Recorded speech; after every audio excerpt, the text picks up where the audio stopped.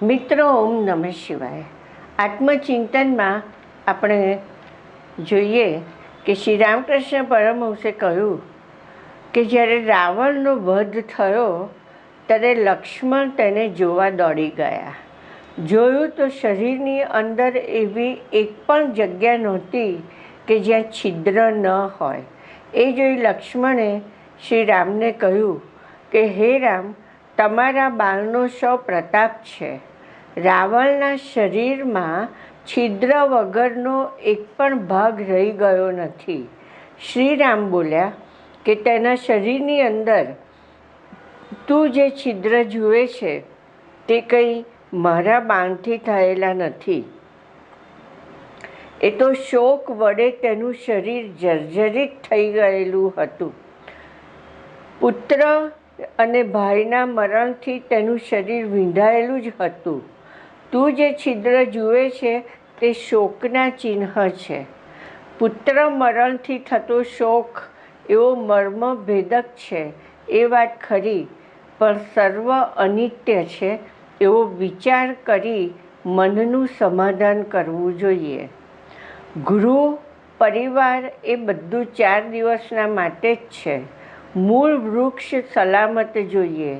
2-4 પાન ખરી પડ્યા તોય શું અને રહ્યા તોય શું, એનો સંતાપ ક્યારેય ન કરવો.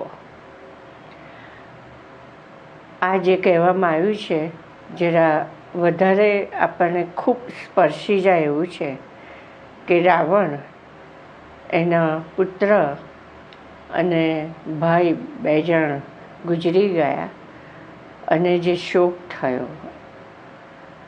અને લક્ષ્મણે એમ કહ્યું કે આ કેટલું શોકના જે છે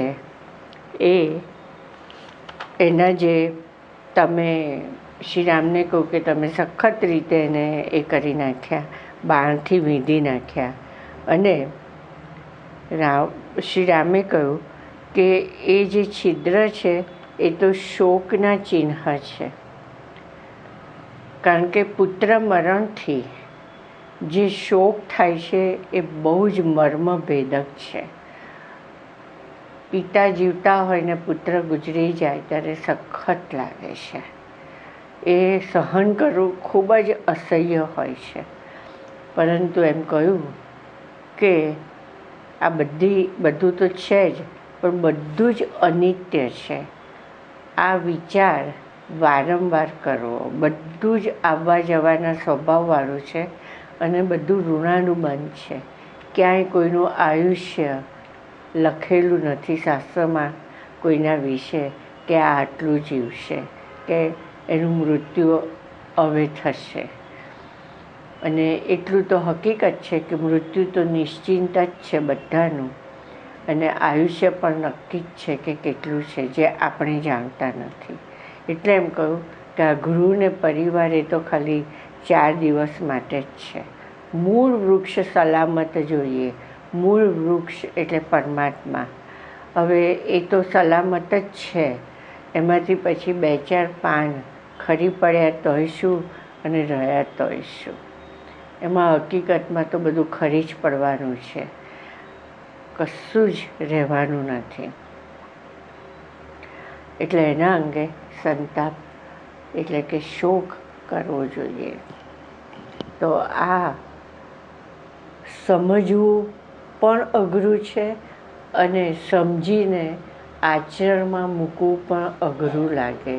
જેણે સંસાર ઊભો કર્યો છે, જ્યાં હું પિતા, હું મા, આ મારા છોકરા, આ બધું જ્યાં છે, મારા બાળકો, તો ત્યાં આગળ કંઈ પણ થાય છે તો એની વેદના અસહ્ય છે અને એ સહન કરવું ખૂબ જ અઘરું પડે છે.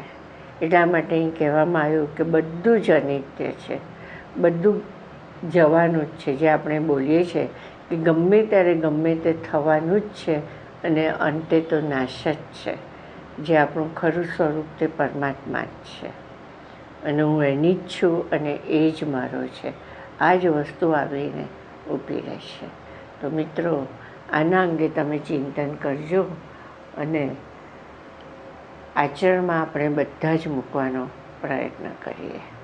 ઓમ નમઃ શિવાય.